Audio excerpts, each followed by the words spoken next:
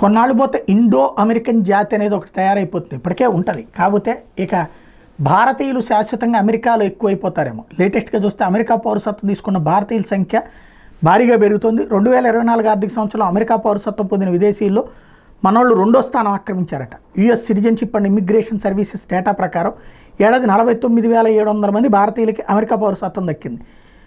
అంటే టోటల్గా కొత్తగా పౌరసత్వం పొందిన వాళ్ళలో 6.1% మంది ఒక్క భారతీయులే. ఫస్ట్ హయ్యెస్ట్ మెక్సికో, వాళ్ళ పక్కన ఉన్నటువంటి మెక్సికో వాళ్ళు 13.1% అయితే రెండవది 6.1 మనదే.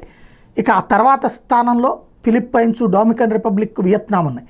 ఏడాది పౌరసత్వం పొందిన వివిధ దేశీయుల్లో ఈ 5 వాటానే 33% ఉంది. 2024 ఆర్థిక సంవత్సరంలో అమెరికా పౌరసత్వం పొందిన భారతీయుల్లో 70% మంది అక్కడ 10 రాష్ట్రాల్లో ఉన్నట్టు కూడా ఈ లెక్కలు చెప్తున్నాయి.